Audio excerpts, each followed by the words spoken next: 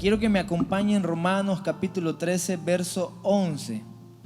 Dice la palabra, el verso 11: y esto conociendo el tiempo, que es ya hora de levantarnos del sueño, porque ahora está más cerca de nosotros nuestra salvación que cuando creímos.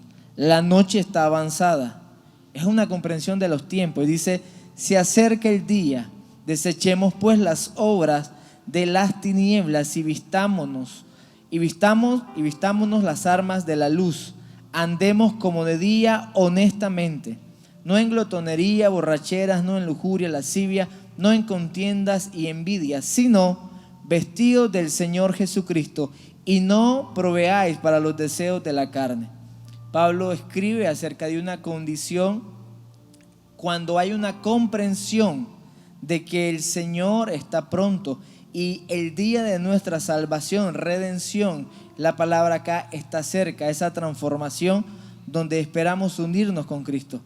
Cada vez entonces que nos sentamos a estudiar y hemos entrado en estos meses en la preparación de conocer, identificar lo que la palabra enseña acerca de los tiempos finales, yo debo de entender que no es conocimiento, sino es una revelación que me ayuda a cambiar mi estilo de vida, que me ayuda entonces a comprender que no puedo seguir de la misma manera. Hay un cambio que su palabra tiene que comenzar a impartir en mí y yo tengo que ceder. En la ocasión anterior estudiamos entonces y hemos estado comprendiendo todas las dispensaciones o el proceso de amor de Dios con la humanidad. Y entendíamos el tiempo donde la iglesia toma lugar después que Cristo muere en una cruz y asciende al cielo. Recibimos la promesa del Espíritu Santo. Entramos a comprender mucho acerca de este evento que ahora los que estamos o los que están muertos y los que estamos en vida estamos esperando, que no se ha dado. La Biblia le llama a esto arpazo en el original o arrebatamiento. Pero vimos lo que conllevaba este proceso donde Él viene por su iglesia y los muertos en Cristo resucitan primero y los que estemos en vida seremos arrebatados. Cuando entramos a estudiar esto fue para comprender lo que sucede. Hay una transformación del cuerpo que toma lugar. Hay una esperanza entonces que tenemos, que este cuerpo que conoció la muerte, su sangre que nos limpia y nos lava del pecado, también hace que ese día de nuestra redención sea un cuerpo transformado, un cuerpo glorificado, un cuerpo que no conocerá muerte, sino que está en un estado perfecto. Cuando entendimos esto, comprendimos y llevamos a este estado donde hay una celebración o algo que está tomando lugar. Y el jueves pasado específicamente entonces analizamos lo que sucede luego del arpazo o luego del arrebatamiento, que es la boda del Cordero. Y los 24 ancianos y los 4 seres vivientes se postraron en tierra y adoraron a Dios que estaba sentado en el trono y decía: amén, aleluya. Contexto: está hablando del trono de Dios, por ende no es un lugar acá en la tierra. Y concluíamos entonces que cuando somos glorificados pasamos a la boda del Cordero, que no es un evento en la tierra, sino en el cielo.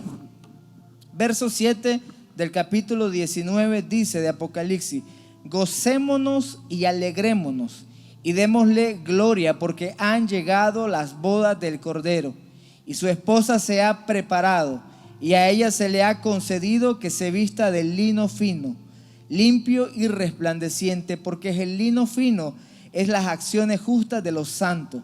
Y el ángel me dijo: escribe, bienaventurados los que son llamados a la cena de las bodas del Cordero. Y me dijo: estas son palabras verdaderas de Dios.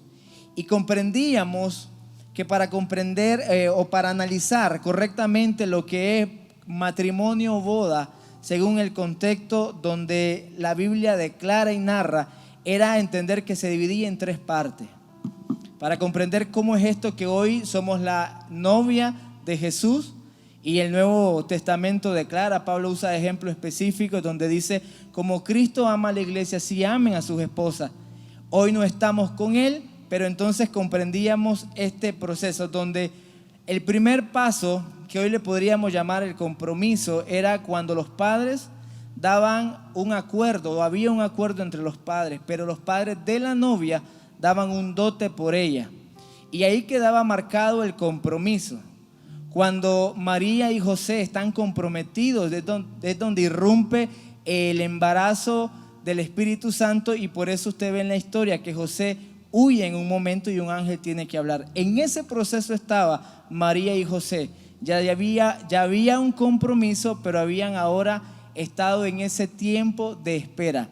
La segunda etapa entonces de lo que es una boda, según el contexto judío, es cuando el novio acompañado de amigos iba a la casa de la novia y venía la celebración. Ese era el momento donde ellos estaban juntos y desde ahí nunca más estaban separados. Esto es el evento que nosotros estamos esperando. Ya hay un dote que nuestro Padre ha dado. Dice la Biblia que Él dio a su Hijo. Él dio el precio para que nosotros hoy tuviéramos redención. Ahora nosotros esperamos que Cristo venga, que es el novio, nosotros la iglesia, la novia. Y esta unión se da en el arpazo, pero después hay una celebración, que es el tercer estado de una boda o de una unión matrimonial según el contexto judío. Esto tenemos que comprenderlo para poder ver claramente dónde estamos, qué esperamos, por qué hoy decimos que Cristo es el esposo, nosotros la novia, y estamos en esa espera donde seremos arrebatados. Romanos 14, 10 al 12 nos dice: porque todos compareceremos ante el tribunal de Cristo, de manera que cada uno de nosotros dará a Dios cuenta de sí. Y esta es la parte donde nosotros vamos a ser recompensados por las obras que nosotros hicimos aquí en la tierra. De igual manera, el apóstol Pablo en 2 Corintios 5:10 dice: porque es necesario que todos nosotros comparezcamos ante el tribunal de Cristo, para que cada uno reciba según lo que haya hecho mientras estaba en el cuerpo, sea bueno o sea malo. Entonces, este tiempo, este tribunal de Cristo, como bien lo expresó el pastor Armando, sucede en el cielo, ya cuando estamos en las bodas del Cordero. Allí vamos a ser recompensados. Este tribunal no va a determinar nuestra salvación, ya estamos con Él. Nuestra salvación fue cuando nosotros lo aceptamos aquí en la tierra, rendimos nuestro corazón, nuestra vida a Él, y ahora estamos juntamente con Él gozando allá en la eternidad. Entonces no determina la salvación. En el tribunal de Cristo vamos a ser recompensados por lo que hayamos hecho, y es precisamente esas obras las cuales cada uno de nosotros debemos realizar. La Biblia dice que la fe sin obras es muerta. Entonces debemos operar, debemos actuar, accionar con obras que no necesariamente deben estar enfocadas a querer anhelar la recompensa, porque más allá de la recompensa es que podamos disfrutar el tiempo en la presencia del Señor, estando en las bodas del Cordero, en el tribunal de Cristo, recibiendo recompensas. Y esa palabra tribunal es la palabra bema, y esto hace referencia a un podium donde se entregaban las medallas olímpicas a los atletas. Les daban medallas de oro o les ponían coronas de olivo. Entonces se está refiriendo a eso, como bien decía el pastor Abdía, a esa recompensa por las obras que vamos a hacer. Y en 1 Corintios 3:10 dice: la obra de cada uno se hará manifiesta, porque el día la declarará, pues por fuego será revelada, y la obra de cada uno, cual sea, el fuego la probará. Entonces cada una de las obras que nosotros hagamos sobre la tierra van a ser evaluadas en este tribunal, no para condenación, sino para recompensa. Y esa palabra también quería hacer énfasis en la palabra comparecer. Y comparecer es presentarse en un lugar donde hemos sido convocados, y principalmente ante un juez. En virtud de un llamamiento o una afirmación o una intimación efectuada en tal efectivo. Hemos sido convocados a las bodas, hemos sido convocados al tribunal de Cristo para ser recompensados. Nuestras obras serán evaluadas allá en el cielo. Y esto tiene relación con las bodas cuando dice que la iglesia se ha vestido de lino fino, limpio, resplandeciente, que son las obras justas que nosotros vamos a hacer. Durante el tribunal de Cristo, nosotros vamos a ser coronados por Cristo. Muchas veces hemos leído en la Escritura que tanto el apóstol Pablo como el apóstol Pedro habla acerca de que vamos a recibir coronas. Y es en este momento donde la iglesia que ha triunfado, la iglesia que se ha preparado para encontrarse con Cristo, en esta bema del Señor, en este tribunal del Señor, que será recompensado. Quiero mencionarte al menos 3 de ellas. Dice que hay una corona incorruptible, Primera de Corintios 9:25, que nosotros vamos a recibir. Todo aquel que lucha, de todo se abstiene. Ellos a la verdad para recibir una corona corruptible, pero nosotros una corona que no se corrompe, incorruptible. Segunda de Timoteo 4:8 dice: por lo demás me está guardada la corona de justicia, la cual me dará el Señor, juez justo, en aquel día, y no solo a mí, sino también a todos los que aman su venida. Y tú que estás esperando la venida de Cristo y que amas el tiempo en el que se va a manifestar Cristo en nosotros a través del arrebatamiento, del repaso, pero también a través de la segunda venida, esta corona es para ti. La corona de gloria, dice Primera de Pedro capítulo 5 versículo 4: y cuando aparezca el príncipe de los pastores, vosotros recibiréis la corona incorruptible de gloria. Así que hay premiación en los cielos, hay una bema del Señor, como un lugar donde el Señor está condecorando a sus santos por las obras que han hecho acá en la tierra. Dios prometió recompensar, por eso la parábola de los talentos. Dios recompensa a aquel que en la tierra multiplicó lo que le fue entregado con fidelidad. Buen siervo y fiel, en lo poco has sido fiel, en lo mucho te pondré. Así que la iglesia está llamada no solamente a gozarse en la cena de las bodas del Cordero, sino también a través del tribunal de Cristo, ser recompensado por todo lo que hizo estando aquí en esta tierra. Entonces hemos aprendido que con el comienzo de la semana número 70 habrán 2 escenarios simultáneos, uno ocurriendo en el cielo y otro ocurriendo en la tierra. Habrán eventos simultáneos que estarán ocurriendo. Los que estarán ocurriendo en el cielo con el comienzo de esta semana número 70, ya los hemos mencionado. Número 1, el arrebatamiento. Número 2, las bodas del Cordero. Y número 3, el tribunal de Cristo. Pero simultáneo y paralelo aquí en la tierra también estarán ocurriendo eventos. Y será el momento cuando se saldrán a luz nuevos personajes que hasta el momento hemos mencionado, pero no habíamos podido hablar de ellos. Y saldrá un personaje que la Biblia lo describe con distintos nombres, pero hoy vamos a usar el nombre del anticristo. Y este personaje se manifiesta en comienzo de esta primera 70 semanas.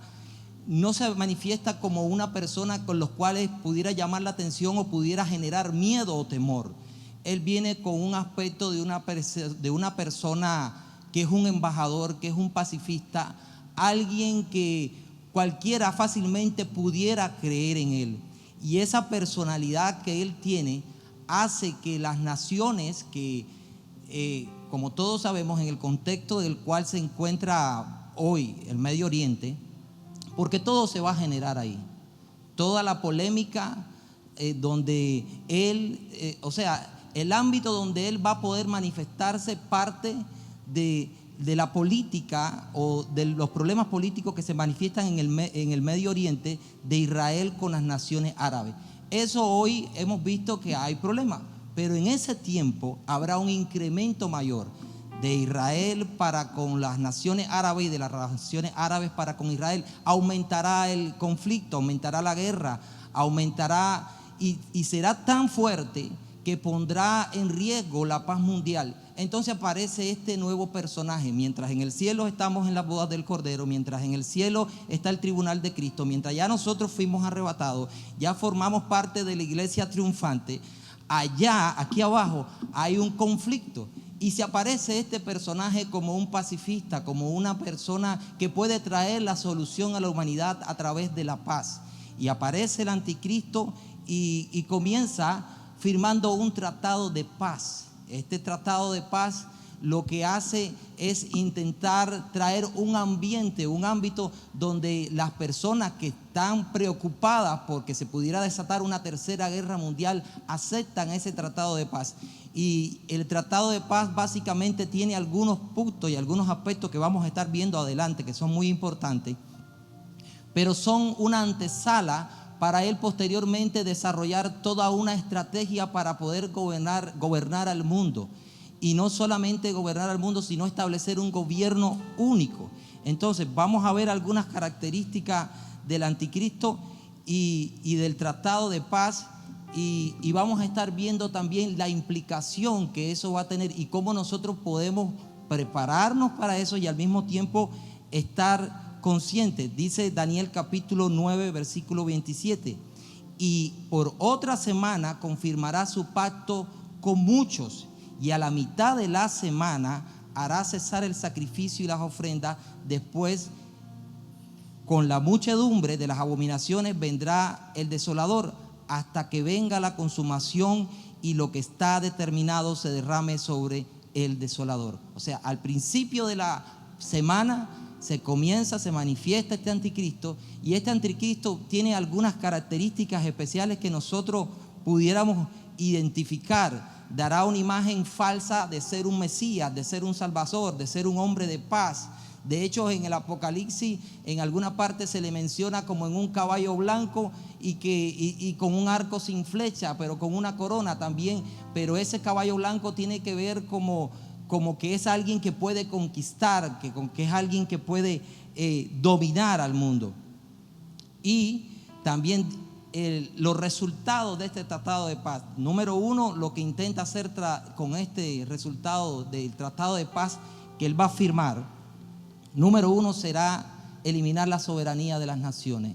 Él intentará eliminar la soberanía de las naciones, o sea, tener un gobierno único para tener control absoluto de todas las naciones. Manipulará una de las cosas que intentará establecer, que tiene un poco una similitud con lo que pasó en Babilonia, es establecer un único lenguaje también. Traerá también acabar con aquellos valores que tenemos nosotros o valores cristianos, que sería como acabar con la familia, acabar con el cristianismo, acabar con todo aquello que represente a Dios. O sea, establecer una sola religión.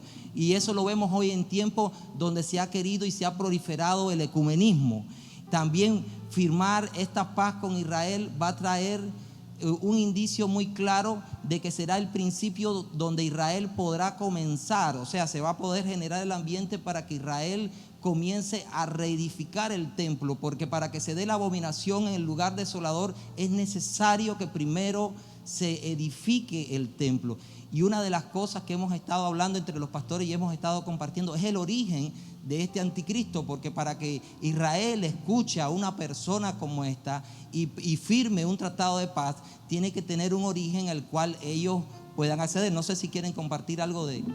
Sí, entendamos, cuando decimos entonces, Harpazo, un error que comúnmente cometemos para entender la aparición del anticristo es creer que después del arrebatamiento en automático inicia la semana 70, lo que conocemos como la última semana que el profeta Daniel declara. Y lo que da inicio, como bien el pastor leía, es Daniel 9:27, dice que es este tratado, este pacto. Ahora bien, lo que él va a hacer los primeros 3.5 años es una obra engañosa donde él aparentemente va a traer la paz y lo que los judíos tanto esperan. Por eso se entiende y se analiza que su nacionalidad puede ser judía. ¿Por qué? Porque los judíos esperan a un Mesías hasta hoy. Los judíos que ven a Jesús como un profeta más, ellos están esperando a su Mesías. Entonces a un judío no le vamos a poder decir que alguien que no es del linaje es aquel que vino para liberarlos. Eso no va a poder pasar. Lo otro entonces que debo entender, esta persona tiene un contexto, pero también tiene una obra. Y la semana, Daniel 9:27, la parte en dos. La primera parte son esas obras donde él genera un ambiente de paz, donde permite y da acceso a la construcción, o puede ser que el templo esté antes. La verdad es que la Biblia solo dice que cuando Él esté en este tratado habrá sacrificio. Hay dos opciones: o el templo está antes, que según contexto, como bien el pastor decía, es muy difícil por el sistema político, religioso que se genera y hoy está vigente en la zona donde debería estar el templo. Hay un conflicto serio y no se puede dar, pero pudiese ser que algo pasara. Eso no daría inicio, esto hay que tenerlo claro, porque otra confusión. Cuando el tercer templo esté, ¿es la semana 70? No. La Biblia menciona que en la semana 70 el tercer templo o el templo estará. Y lo que menciona es que Él dará apertura al sacrificio. Esta obra entonces en los primeros 3.5 años es una obra de paz, donde Él es alguien que tiene muy buen léxico, muy buen espíritu de convencer.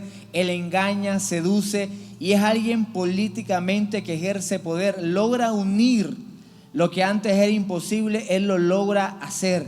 Y se levanta con poder, se levanta con manifestaciones sobrenaturales. No es solamente una persona natural ejerciendo un cargo político, no.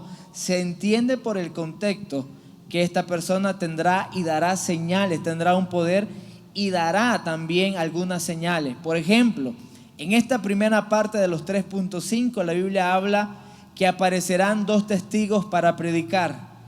Y la Biblia narra que este anticristo, que anticristo se opone a Cristo, está contra de Dios, dice que se le da el poder de matarlos y exhibirlos al final de la mitad de la primera semana. Quiere decir que tendrá un poder que desde ahí va a funcionar y esto va a ser visible para el mundo y el mundo dirá: Él es el que estábamos esperando, Él es el que tantos años estamos orando. Los judíos están hoy orando para que aparezca el Mesías y esto entonces traerá confusión a ellos y será para ellos entonces bien recibido. Pero a la mitad de la semana está lo que se llama la abominación desoladora. Abominación es algo que es repulsivo, es algo que va en contra de cualquier gusto o placer. Abominación es algo que en un sentido, esta palabra es fuerte, pero produce asco, es algo que no se debe hacer. Y Él dice entonces, la Escritura, que detiene el sacrificio. Él ha logrado que los judíos se establezcan en el templo, hagan sacrificio, pero ahora Él dice: se detiene el sacrificio a Dios. Yo soy Dios. Y se ubica en una posición donde lo que hace es algo inaceptable para los judíos. Mateo capítulo 24, verso del 16 en adelante, comienza a narrar luego de la abominación desoladora lo que va a pasar. Y comienza la Biblia a narrar a este último periodo de la semana, últimos 3.5, como la gran tribulación, narrada en Mateo, narrada también en Apocalipsis. Y acá entonces debemos entender 3.5 años donde es una paz aparente, donde hay poder ejerciéndose y hay una cara de alguien que confunde y engaña y hace creer que es el Mesías, pero luego Él saca su verdadero rostro, Él saca su verdadera identidad y comienza ahora a dar persecución de una forma diferente. Lo ha hecho en los primeros 3.5 de una forma política, pero ahora es una forma posesiva, donde hay un control y gobierno mundial y hay un sistema económico que Él va a determinar sobre el mundo, y eso es lo que está Él manifestando. Es ahí donde podemos ver algunas características de este personaje. Mencionaba el pastor, él será un hombre sabio y entendido en enigmas. Daniel capítulo 8, versículos 23 al 25, por cuestión de tiempo no lo voy a leer, pero sí nos describe que él va a ser entendido en enigmas. Entonces es un hombre sabio, un hombre inteligente, un hombre bien astuto y estratégico para la labor que él va a estar realizando. Será también adorado por aquellos cuyos nombres no están escritos en el libro de la vida. Apocalipsis capítulo 13, versículo 8 nos dice eso. Va a recibir adoración por aquellas personas que sus nombres no están en el libro de la vida. También nos dice que a la mitad del tiempo de las 7 semanas, Él profanará el templo, suspenderá el sacrificio diario y pondrá la abominación desoladora que leíamos en Daniel capítulo 9, 27. Son características que este hombre va a tener, este personaje va a tener durante este tiempo de la tribulación. Otra característica rápidamente es que él engañará a muchos. En 2 de Tesalonicenses capítulo 2 versículo 10 y 11 dice: y con todo engaño de iniquidad para los que se pierden, por cuanto no recibieron el amor de la verdad para ser salvos. Por esto Dios les envía un poder engañoso para que crean la mentira. Entonces su operación va a ser engañar. Lo vemos desde un principio en este afán de querer unificar a todo el mundo. En esta temporada va a aparentar una paz, la cual a los 3 años y medio va a ser manifiesta en una manera más exorbitante. Va a perseguir a los santos. Lo mencionaba el pastor Armando, va a perseguir a los 2 testigos, pero también a los 144,000 que estarán predicando durante este tiempo, durante esta temporada. Él los va a perseguir. Entonces, aquí vemos 5 de entre muchas otras características que este personaje va a tener y que nosotros debemos conocer, saber, estar apercibido de ello para entender cómo esta persona va a estar operando durante este tiempo. Ahora es impresionante ver que todo lo que esta figura, esta persona va a poder hacer, lo hace porque tiene un respaldo diabólico. Apocalipsis 13:2 dice que el dragón, la serpiente antigua, Satanás, le va a dar poder y su trono y grande autoridad. ¿Qué significa esto? Él tiene un respaldo de Satanás. Y por eso es que él, tanto el anticristo como otra figura que va a aparecer, que es el falso profeta, la segunda bestia, ellos van a poder hacer señales, prodigios y milagros, con lo cual van a engañar a muchos. Van a engañar tanto a las personas que aquellas personas que no tienen su nombre escrito en el libro de la vida lo van a adorar. Y es por eso también que él se va a poder parar en el templo en Jerusalén y declararse Dios y recibir adoración. La palabra también declara que el falso profeta va a levantar una figura y le va a dar autoridad para hablar, para que todos se postren ante esa figura, ante esa estatua. ¿Por qué estamos diciendo esto? Porque cuando estábamos haciendo el estudio los pastores acerca de la figura del anticristo, han habido muchas conjeturas, muchas presunciones acerca de quién pudiera ser, y eso no es solamente de ahora.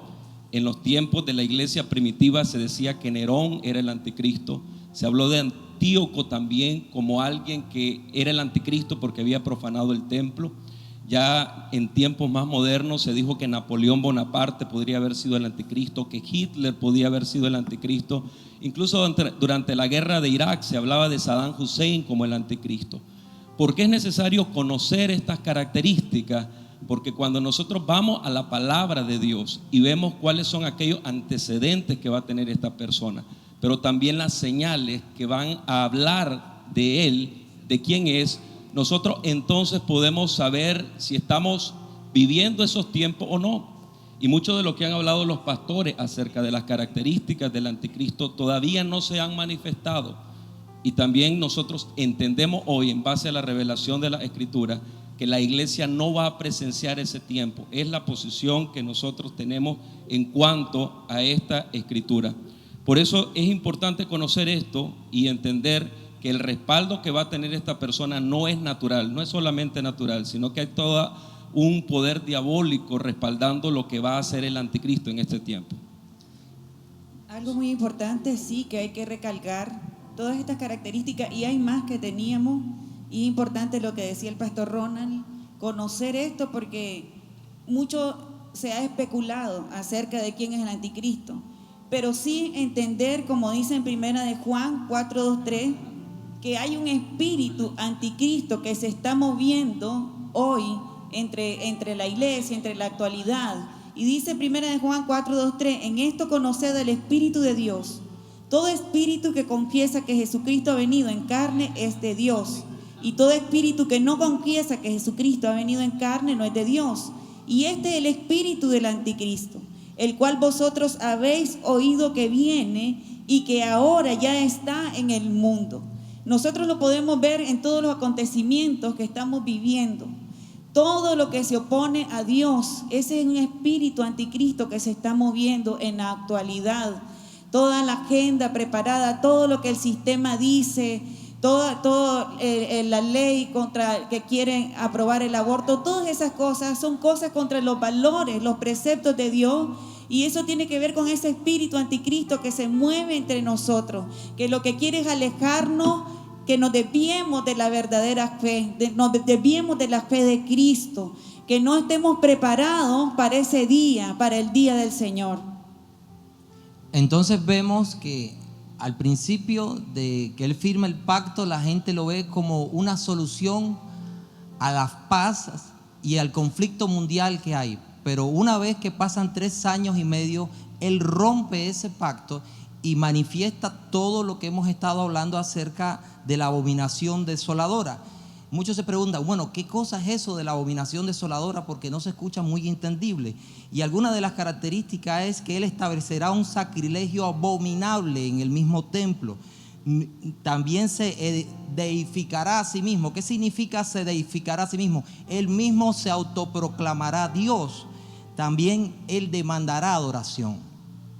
Hará una estatua, se hará una imagen de Él mismo, una imagen para que lo adoren, pero también demandará que los judíos lo adoren y aquellos que no lo adoren serán muertos.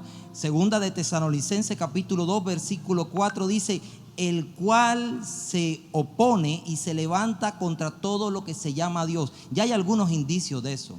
Hay algunos indicios de la oposición que hay a todo lo que se llama Dios.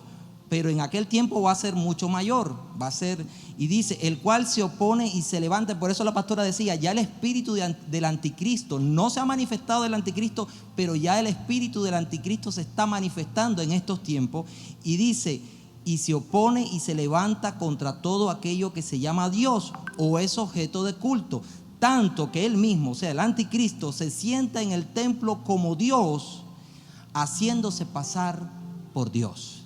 Entonces, necesitamos entender que es una persona que va a engañar, es una persona que no va a venir con un espíritu de guerra y atemorizar a la gente. No, los seducirá, los hará creer que Él es la solución para las necesidades que hoy pudiera estar atravesando el mundo entero. Él va a prometer paz, Él va a prometer que el hambre va a terminar, Él va a hacer la solución a enfermedades que pudieran ver y la gente lo va a aclamar y lo va a querer, pero a los 3.5 años Él en realidad revelará quién verdaderamente es. Amén. Estamos pensando en comenzar a partir de la próxima semana, más que seguir indagando en todos los acontecimientos, creo que lo importante es que nosotros sepamos cómo nos preparamos como iglesia. Amén. ¿Cómo nos preparamos como iglesia? Por eso mucho del énfasis que hicimos en estas semanas cuando comenzamos a enseñar de esto fue que a pesar de que hay varias corrientes, ninguna de esas corrientes puede decirle a la otra que es un hereje, porque lo que varía en la mayoría de los casos, la esencia de lo que hace la diferencia es el momento del arrebatamiento. Pero de que va a haber un arrebatamiento, va a haber un arrebatamiento. Amén. De que Cristo viene, Cristo viene. De que va a haber un pacto de paz, va a haber un pacto de paz. De que va a haber un anticristo, va a haber un anticristo. De que va a darse las bodas del Cordero, se van a dar las bodas del Cordero. Que se va a dar el tribunal de Cristo, se va a dar el tribunal de Cristo. Que se va a dar el juicio del gran trono blanco, se va a dar. De que hay un reino milenario de Dios, se va a dar. De que Cristo va a venir y va a poner los pies sobre la tierra y todos sus enemigos serán puestos como estrado de sus pies y Satanás y sus demonios serán echados al lago de fuego. Eso va a ocurrir. De eso estamos todos claros. Entonces, cuando usted mire esta gráfica es algo que le puede quedar a usted para profundizar, para estudiar, pero lo más importante es que usted sepa que Jesús viene por su iglesia y después Jesús viene con su iglesia. El arrebatamiento viene por su iglesia y después regresa con los santos a la tierra y va a gobernar por 1000 años. Y después la vida eterna. Entonces estamos hablando de una eternidad, que tenemos que ver a la humanidad desde 3 perspectivas. Usted mira a la humanidad como los gentiles o las naciones de la tierra, las diferentes naciones que componen la tierra, y las escrituras se refieren de una manera a esas naciones. Pero por otro lado está la nación de Israel, y por otra parte está la iglesia. Para que nosotros podamos tener una interpretación bíblica correcta, tenemos que saber cuándo Dios está hablando de la humanidad, del sector que conocemos como iglesia, de lo que conocemos como la nación de Israel y de lo que conocemos como las naciones de la tierra. Porque la escritura habla de lo que va a acontecer a cada uno de ellos. Y por eso es que nosotros somos la iglesia, no somos la nación de Israel, no suplantamos a Israel. Dios sigue tratando con Israel, ha tratado con Israel y tratará con Israel, pero hoy Dios está tratando con su iglesia. Cristo viene y hay una serie de eventos principales que tomarán lugar antes de su venida. Eso es lo que hemos estado hablando en este tiempo, de los eventos primordiales que tomarán lugar antes de que Cristo ponga los pies sobre la tierra. Pero hablamos de un periodo terrible, un periodo espantoso, un periodo como no se conoce, ni se ha conocido, ni se conocerá otro periodo igual. Es el tiempo que se conoce como la gran tribulación.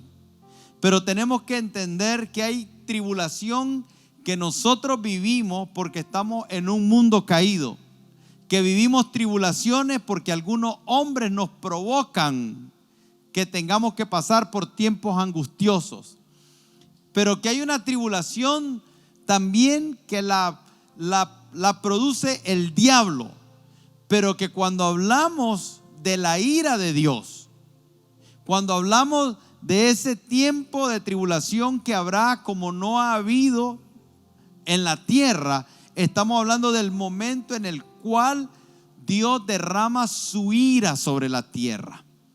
Y a algunos no les gusta escuchar que un Dios de amor puede derramar su ira sobre la tierra, pero es como decir que llegó a un punto Dios donde dijo: grande ha sido mi misericordia, pero esto tiene que detenerse, esto tiene que acabar, esto tiene que parar. Y entonces viene el juicio de Dios sobre la tierra, viene el juicio de Dios sobre la injusticia, viene el juicio de Dios sobre los incrédulos, viene el juicio de Dios contra todos los que se levantaron contra el conocimiento de Dios, viene el juicio de Dios contra el anticristo, viene el juicio de Dios contra Satanás y viene el juicio de Dios contra sus demonios. Y ahí viene un tiempo donde la ira de Dios se va a desatar. Y nosotros como iglesia creemos lo que dice Primera de Tesalonicenses capítulo 9 verso 10. Porque ellos mismos cuentan de nosotros la manera en que nos recibisteis y cómo os convertisteis de los ídolos a Dios para servir al Dios vivo y verdadero y esperar de los cielos a su Hijo, el cual resucitó de los muertos, a Jesús, quien nos librará de la ira venidera. Yo no quiero escuchar a nadie que me diga que Dios va a derramar ira sobre mí, porque hay 3 razones por las que la ira de Dios va a ser derramada, porque este tiempo de tribulación va a ser derramado. Primero, porque Dios va a utilizar este tiempo para destruir completamente a todas las naciones incrédulas que han perseguido a su pueblo en todas las épocas. Dios va a usar este tiempo para destruir a sus enemigos. Por otro lado, Dios va a usar este tiempo también por amor, hacer volver a Israel a Él. Será un tiempo de angustia, en el cual ese tiempo de angustia es para Jacob, y Dios hará volver a su pueblo. Nosotros, la iglesia, ya hemos sido purificados por la sangre de Cristo derramada en la cruz del Calvario. Amén. La iglesia no necesita ser destruida, la iglesia no necesita ser disciplinada. No hay razón alguna para que la iglesia experimente la ira venidera. Y por eso esta es nuestra esperanza de gloria que nos habla Tito.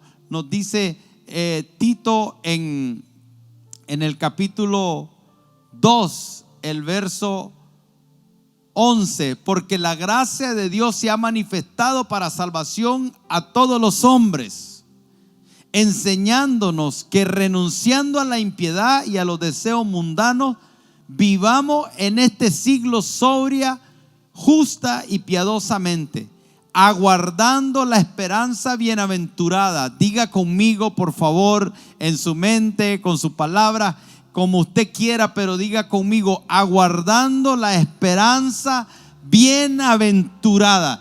En otras palabras, aguardando la bendición que es una esperanza para nosotros.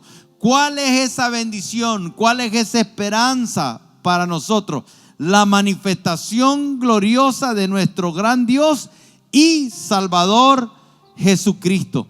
Esa es la esperanza nuestra. Entonces hoy hablamos de las condiciones que rodean la segunda venida de Cristo. Entendemos que hay un propósito por el cual habrá una gran tribulación, pero también entendemos que hay un propósito por el cual nosotros seremos arrebatados para ser librados de la ira venidera. Amén. ¿Qué esperamos entonces? ¿Y cómo lo esperamos? Nosotros esperamos la gloriosa venida del Señor y nos preparamos para estar listos como una iglesia pura y sin mancha para su venida. Amén. ¿Qué vamos a hacer los próximos jueves? Vamos a enseñar sobre cómo prepararnos para hacer una iglesia por la cual el Señor viene, que esté gloriosa y sin mancha. Y ahí vamos a comenzar a estudiar lo que dice Mateo 25, la parábola de las 10 vírgenes y la parábola de los talentos. Hay mucha riqueza. Y una vez más quiero afirmarlo en esto. No importa si Cristo viene mañana, o viene en 5 años, o viene en otra generación que no es la nuestra. No es tan importante si el arrebatamiento ocurre hoy o mañana o en otra generación. No es importante si sucede antes, en medio o al final. La iglesia a veces se enfoca más en eso que en estar preparada como una esposa ataviada y sin mancha. La intimidad con Dios se requiere siempre. La requirieron los discípulos de la iglesia primitiva, la requiere la iglesia que se reformó cuando la iglesia Martín Lutero hizo la reforma, la requiere la iglesia de hoy y la requiere la iglesia de mañana. La santidad, la intimidad, la comunión, el tener ese entendimiento del Cristo de la gloria, que Él quiere formar su carácter en nosotros, que Él quiere que nosotros nos parezcamos más a Él, que nos apartemos, que nos santifiquemos. Eso es para todas las edades. Usted puede no saber nada del arrebatamiento. Escuche lo que le digo.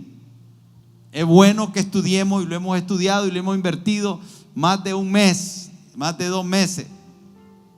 Pero usted puede no saber nada del anticristo, usted puede no saber nada del arrebatamiento, usted puede no saber nada de la abominación desoladora, usted puede no saber nada del milenio, usted puede no saber nada del pacto de paz, usted puede no saber nada de las bodas del Cordero, usted puede no saber nada del juicio del gran trono blanco, usted puede no saber nada de eso.